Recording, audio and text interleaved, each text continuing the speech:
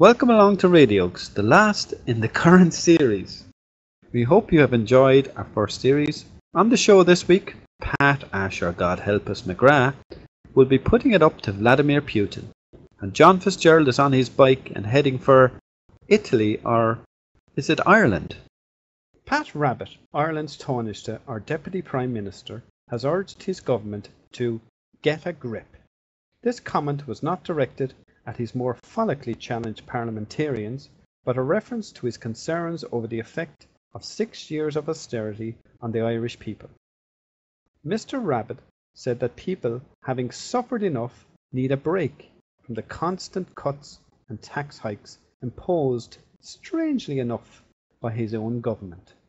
He promised to put money back into people's pockets, the same money, I presume, that he took from people's pockets in the first instance. Coincidentally, Mr. Rabbitte voiced these concerns just as the electoral fox is about to gobble him up in the local and European elections. Indeed, Mr. Rabbitte, the Labour Party leader, will need a very strong grip if they are to hold on to power in the next general election. Katy Perry loves peri-peri chicken. The Nando's special is just one item on a long list of items ordered by Katy after her Belfast gig at the Odyssey Stadium. The generous Katy forked out over €1,000 on 32 whole chickens, 20 chicken wings, 80 helpings of spicy rice, 80 servings of garlic bread, and 80 corn of the cob, among other items. The staff at Nando's didn't know whether to serve it hot or cold. That's Katy Perry coming to a city near you, peri-peri soon.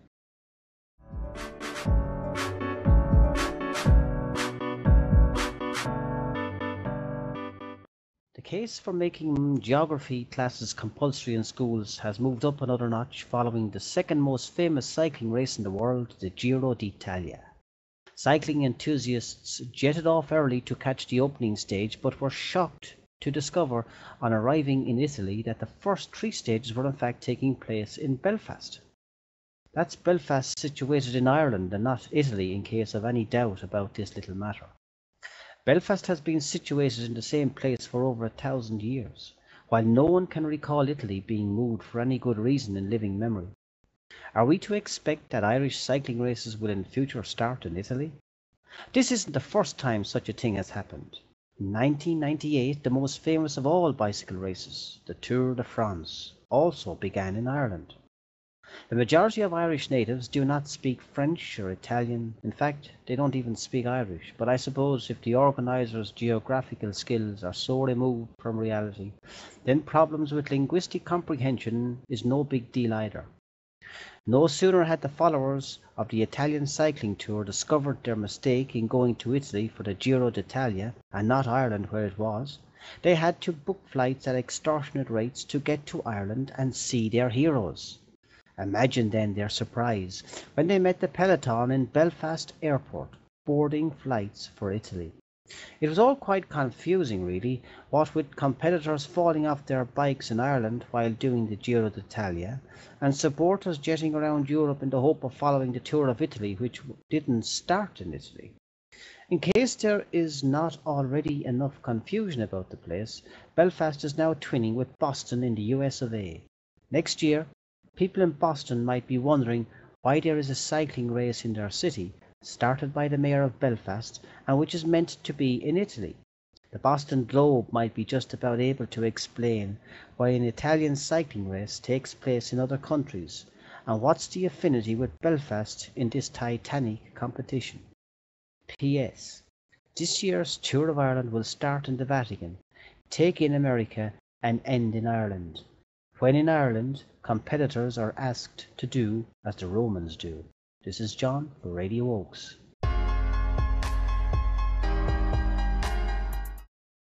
This past week, the outrageous campfest that is the Eurovision Song Contest burst onto our screens.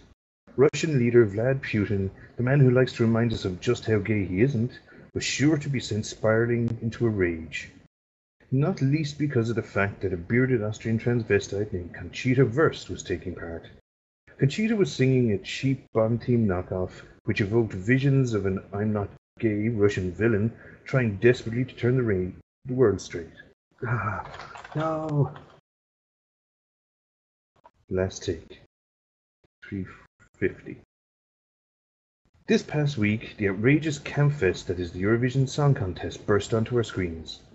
Russian leader Vlad Putin, the man who likes to remind us of just how gay he isn't, was sure to be sent into a spiraling rage.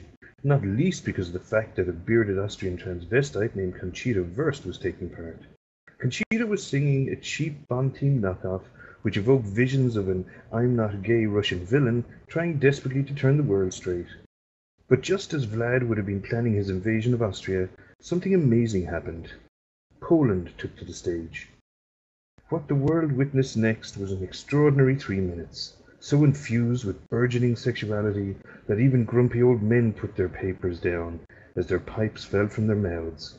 5 young ladies began to sing about how great Slavic girls were. They showed off their butter churning and hand-washing skills while their heavy bosoms tried valiantly to break free from their garments. This act was one for the dads. Across Europe, previously uninterested men scurried out to their potting sheds to vote for the Eastern European lovelies in the hope that they would take to the stage once again for the winning encore. Even though the Polish minxes failed to win the competition, they tellingly won the phone vote in many countries. And perhaps it was this which saved eventual winners Austria from invasion.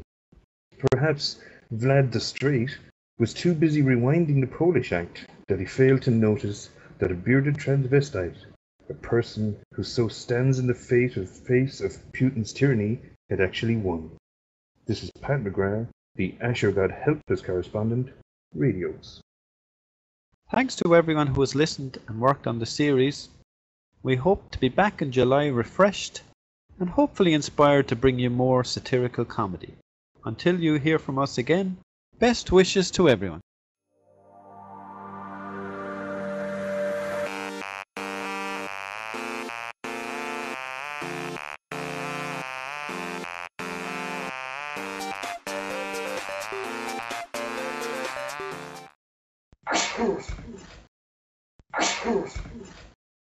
Excuse me.